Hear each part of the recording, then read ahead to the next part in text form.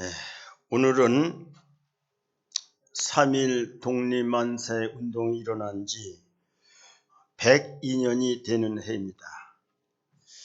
3.1 운동이 100년이 넘었지만 역사적으로는 중요한 의미를 지니고 있습니다. 3.1 운동은 민족자주 독립운동이요, 교회가 중심이 된 애국운동이요, 왕정체제에서 국민 주권체제로 바뀌는 혁명이었기 때문에 100년이 지났지만 오늘날 우리에게 부여하는 역사적인 의미는 대단하다는 사실을 알아야 됩니다. 1919년 3월 1일 일제 식민지 치하에서 조선인들은 서울을 위시하여 전국 각처에서 한국 독립을 선언했던 것입니다. 기미독립선언서에 보면 오등원자의 조선의 독립국인과 조선인의 자주민임을 선언하라고 시작하고 있습니다. 조선이 독립국이고 조선이 자주국민이라는 것을 온 세계에 선포를 했던 것입니다. 3.1운동은 무장투쟁이 아니라 비폭력 만세운동이었습니다. 참여자는 200만을 넘었고 전 국민의 10분의 1이 넘는 사람들이 참가하였습니다. 초기 독립운동의 주역은 종교계와 학생들이었습니다. 종교계로는 천도교, 기독교, 불교 대표가 33인으로 상징이 되고 있습니다. 그런데 여기에 기독교인이 16명이나 되었고, 이 당시 기독교인은 전 국민의 1%밖에 안 되었지만 16명이 기독교 선언문에 이렇게 나타났다고 하는 것은 실제적으로 기독교가 주체였음을 우리에게 알려주고 있는 것입니다. 그때 일제는 한국을 점령하면서 한국인의 손에 있는 총포와 화약류를 다 뺏었습니다. 그러므로 맨손으로 만세운동을 펼쳐나갔던 것입니다. 그러므로 3.1운동은 비폭력 무저항운동의 효시를 보여주었던 것입니다. 이 비폭력 운동은 중국의 오사운동에 영향을 주었고, 인도에서는 간디의 사타그라 운동에 영향을 미쳤고, 미국에는 마르틴 루터 킹의 민권 운동으로 퍼져나가게 되었다는 것입니다. 1918년 일제는 세계대전의 승전국 대열에 서 있었고, 조선에서는 감히 독립의 움직임은 볼 수가 없었던 것입니다. 그런데 1919년 조선인들의 끈질긴 항일투쟁, 만세운동은 전 세계에 조선이 자주국민임을 확고히 인식시켜 주었던 것입니다.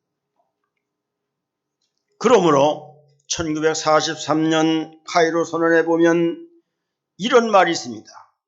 조선인의 노예 상태에 유의하여 적절한 절차를 밟아 독립시킨다는 구절이 포함된 것도 3.1 운동으로 촉발된 독립운동이 국제적인 공인을 받게 되었다는 것입니다. 1919년 4월 중국 상하이에 모여서 새 나라의 주인은 전체 조선 인민으로 하고, 이들이 주인이 되어 만들어가는 나라는 왕국이나 제국이 아닌 민국을 만들기로 결의를 했던 것입니다. 이리하여 우리 역사상 처음으로 국민이 주인이 되는 나라, 즉 대한민국이 탄생되는 결과를 낳게 되는 것입니다. 3.1운동의 최대 성과는 바로 국민이 주인이 되는 민국, 대한민국이 탄생되었던 것입니다. 3.1운동의 중요한 의미는 우리 역사에서 왕정을 폐지하고 공화정으로 직진하는 운동이었습니다. 그러므로 요즘은 3.1운동을 3.1혁명으로 부르기도 하고 있는 것입니다. 1919년 대한민국을 선포한 첫 공식 헌법문서인 대한민국 임시헌장에 보면 제1조에는 대한민국은 민주공화제로 함이라고 이렇게 명시를 하고 있는 것입니다. 3.1운동은 이 민족 5,000년 군주정치를 타파해낸 3.1혁명운동이었던 것입니다. 3.1운동에는 개신교는 아주 적극적으로 참여했습니다. 33인 중에 16명, 48명 중에 23명이 개신교였으면 그때 당시 기독교 숫자를 볼 때는 전 대한민국을 대표했던 것으로 이렇게 알려지고 있는 것입니다. 이로 말미암아 기독교는 엄청난 탄압을 받게 됩니다. 수원의 제암리 교회의 화재 사건은 이것을 우리에게 아주 분명하게 말씀해 주고 있는 것입니다. 교회에 교인들을 가두어 놓고 교인들이 있는 채 교회를 불릴러 죽이는 야만적인 탄압을 서슴지 않았음을 역사에서 우리는 보게 되는 것입니다. 3.1운동 우리나라가 역사 속에서 개신교가 주역으로 드러낸 첫 사건이었고 개신교는 엄청난 희생을 통해 민족의 가슴 속에 파고든 민족 종교로 자리잡게 되었다는 것입니다. 우리는 개신교를 프로테스탄트라고 부릅니다. 이는 불의한 진리에 항거한다. 불의한 체제에 대한 저항과 희생이라는 의미를 갖고 있는 것입니다. 성경에 보면 불의에 대한 저항 정신을 살펴보면 먼저 모세는 바로의 악한 세력에 저항해서 이스라엘 백성들을 광야로 이끌어냈던 것입니다. 다윗은 골리앗의 불의와 폭력 세력의 믿음으로 저항하여 그를 물리쳤던 것입니다. 에스더는 하만의 유대인 학살 계획을 저항하여 유대인을 살리고 오히려 하만을 장대 위에 매다는 전화위복의 역사를 만들어냈던 것입니다. 다니엘은 예배드리지 못하게 하는 흑암 세력과 사탄 마귀 세력에 생명을 바쳐 저항으로 말미암아 불못불에 들어갔으나 사자굴에 들어갔으나 살아나는 하나님의 놀라운 능력과 하나님의 역사를 우리에게 보여줬던 것입니다. 예수님의 십자가 사건은 유대인이나 로마 병정이나 정치 지도자나 종교 지도자의 불의와 폭력에 대항한 십자가의 죽은 사건으로 우리는 보게 되는 것입니다. 광화문 태극기 세력은 불법인 권력과 악의 세력과 고문 세력에 대한 항거였던 것입니다.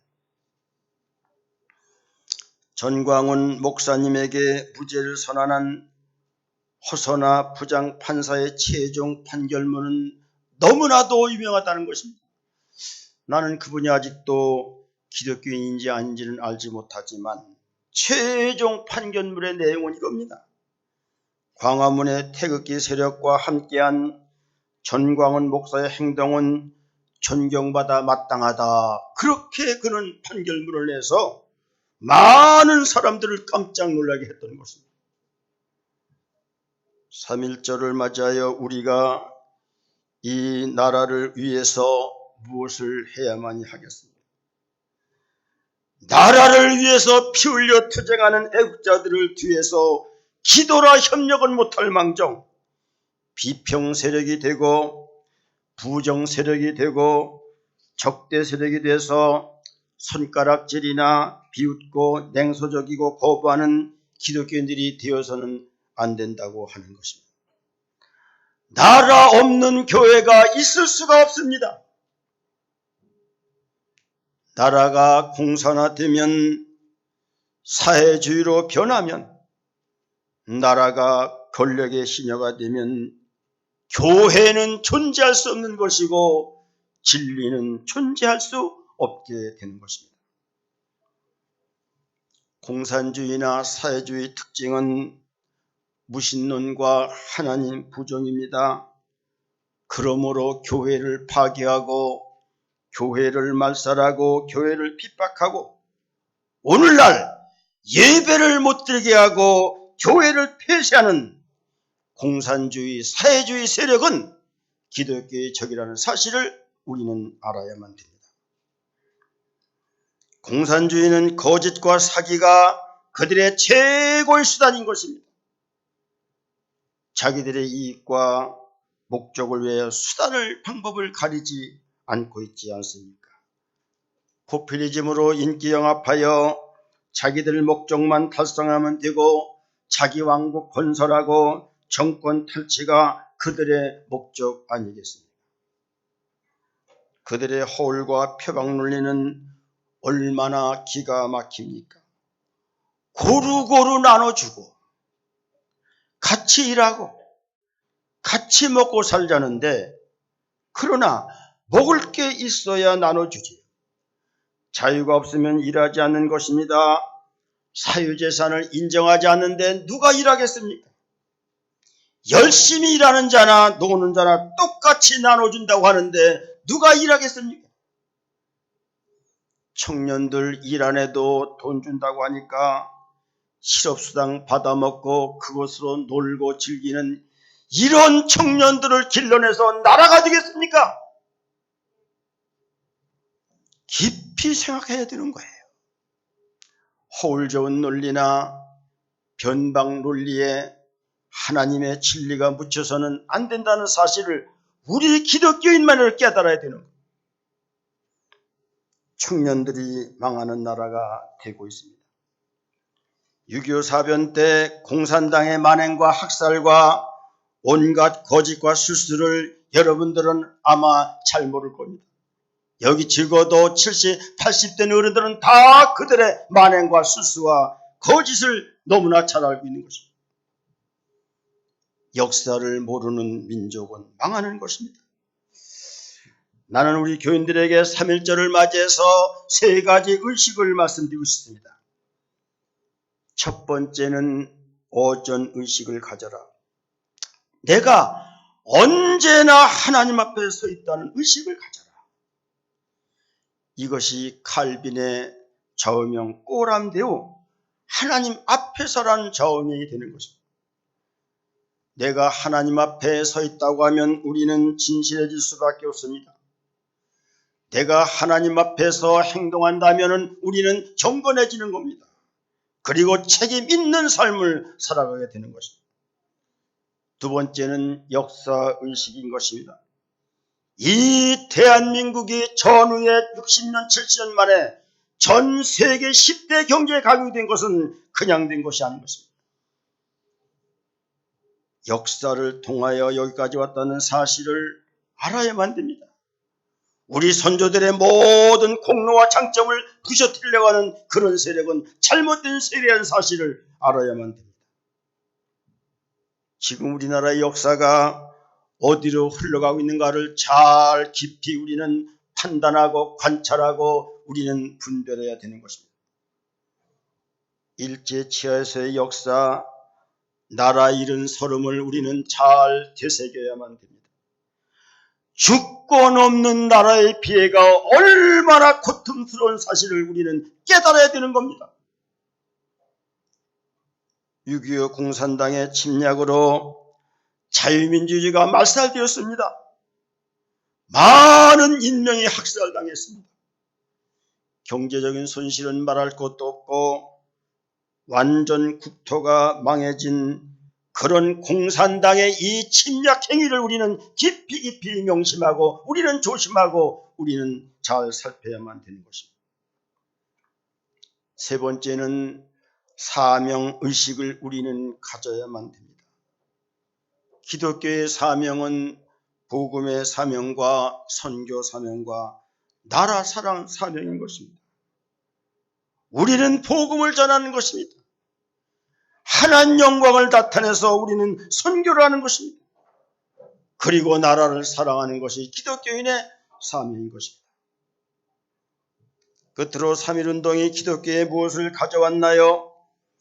우리가 지금 즐겨 부르는 삼천리반도 금수강산 580장은 1922년 남궁옥 선생님이 작사했던 3.1운동 직후에 지어진 노래인 것입니다. 이 찬송가에는 이런 내용의 뜻이 담겨 있다는 것입니다. 우리가 사는 곳은 삼천리반도요, 비단으로 수놓은 아름다운 강산입니다. 이게 누구의 것일까요? 외놈들 땅인가요? 아니지요. 바로 우리 조선민족의 땅이지요. 바로 하나님이 우리 조선민족에 주신 에덴 동산 같은 곳이지요. 지금은 남의 땅 빼앗긴 들에도 봄은 오는가 탄식하는 시인도 있었지만, 보십시오. 겨울을 뚫고 봄이 돌아올 때이니 우리는 밭을 갈아야 합니다. 사방의 일꾼을 불러 모읍시다. 무엇을 위해서? 그건 여러분들이 잘 알고 있나요? 우리 땅 되찾아 그 땅에서 같이 농사짓고 나누면서 살아갑시다. 하나님이 바로 우리에게 주신 땅이니까요. 언제 그런 일을 할까요? 먼 미래가 아니라 지금 곧 이날입니다. 지금 이날 누가 일하러 갈까요? 누가 대답할까요? 그러자 교인들이 일제히 대답합니다. 일하러 가세, 일하러 가세. 우리들이 다 함께 일하러 가세. 무엇을 위해서? 삼천리 강산을 위해서. 누가 시켜서? 바로 그건 누구 사람이 아니고 바로 하나님의 명령이야. 삼천리 강산을 위해서 열심히 일하는 건 바로 하나님의 명령이야. 그러니 하나님의 명령 붙잡고 독립해방과 민주를 위해서 다 함께 일하러 가세. 이런 내용이 거기에 숨어져 있다는 것입니다. 이 찬송가는 새마을 노래하고도 틀리다는 것입니다. 이 찬송가에는 하나님의 사랑과 애국정신과 국토정신과 일사랑의 정신이 담겨 있다고 하는 것입니다. 삼천리 강산은 금수강산입니다. 우리나라는 세계로 보아도 너무너무나도 좋은 나라예요. 저도 세계를 다녀보지만 우리나라같이 좋고 우리나라같이 치안이 잘 되고 우리나라같이 보험이 잘 되고 우리나라같이 길이 잘 나고 우리나라같이 휴게소가 좋고 음식점이 좋고 공원이 잘 돼 있는 나라가 없는 거예요. 저들이 몇 년 전 보은에 수련회를 갔을 때 그 수련회를 개발하는 분이 선교사인데 세계를 다녀봤는데 저하고 얘기를 하는데 말끝마다 우리나라 좋은 나라, 우리나라 좋은 나라. 여러분 외국에를 가봐야 우리나라가 좋은 줄 아는 거예요. 그런데 우리의 마음을 이 나라가 우리를 무너지게 하고 있습니다. 지금 우리나라는 자유가 무너지고 있습니다.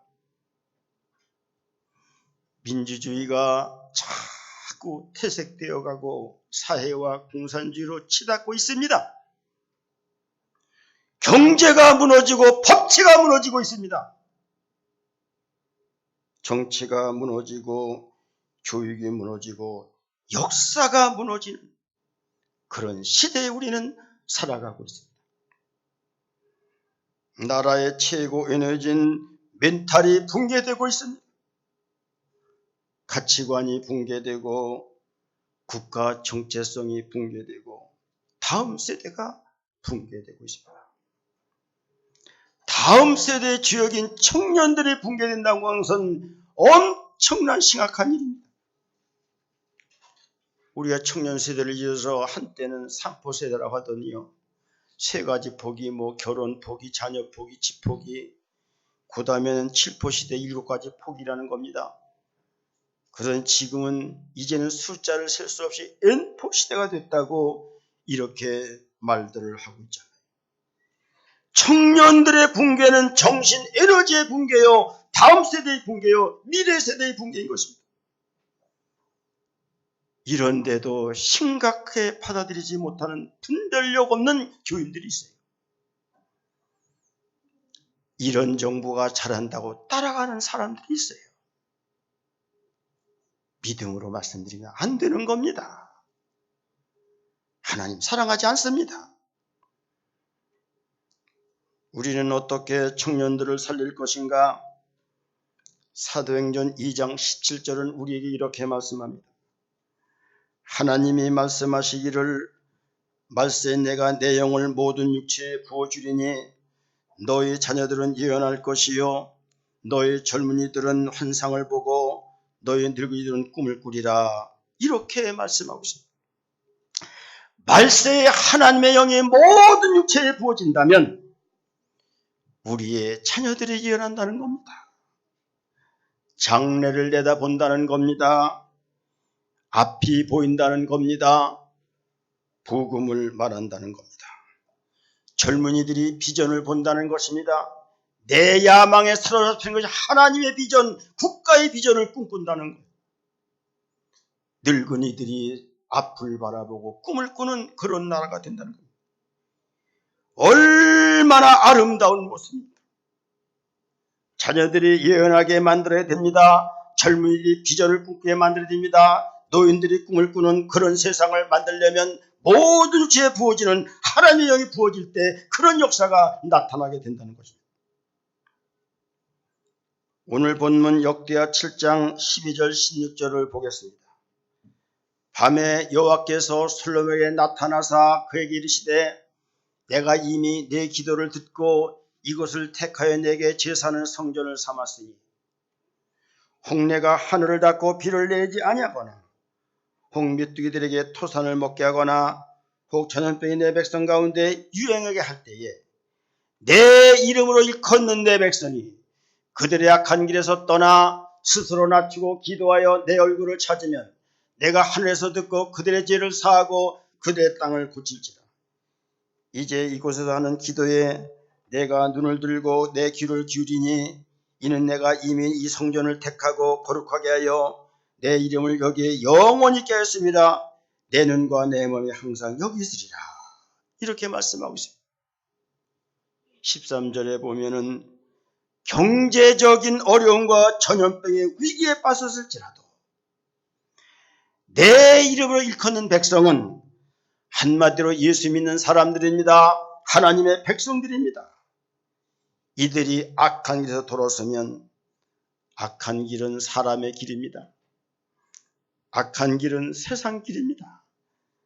악한 길은 하나님이 아닌 길입니다. 불순종의 길입니다.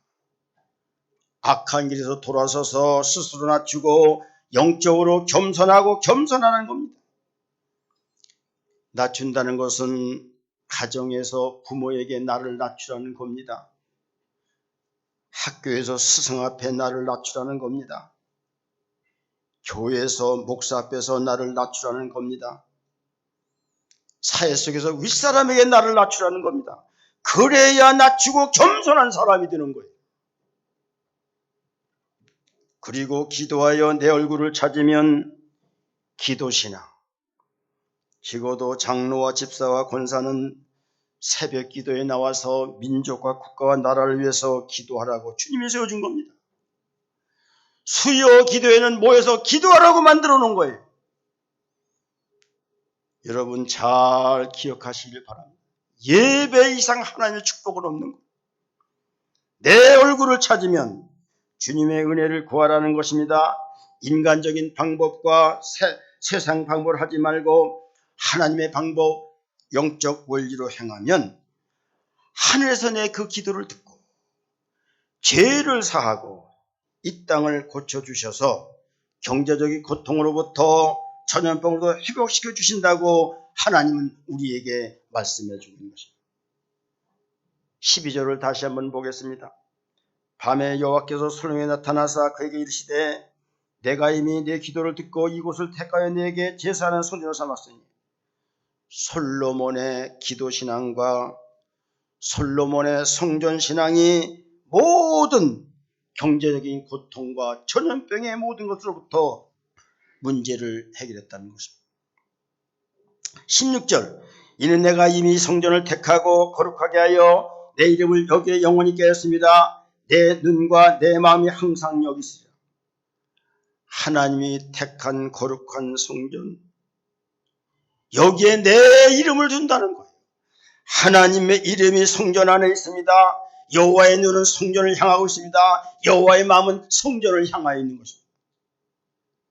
성전을 가까이 하는 신앙, 성전 신앙이 이 시대의 우리의 모든 문제를 해결해 주고 우리의 3.1절을 맞이해서요, 정말로 경제적인 어려움을 피하고 삶의 고통을 해결하고 또 모든 전염병으로부터 우리가 구출받기 위해서는 기도신앙, 성전신앙, 말씀 순종신앙, 회개신앙, 이것이 우리에게 승리로 요구되고 이런 신앙을 우리에게 요구하고 있는 것입니다.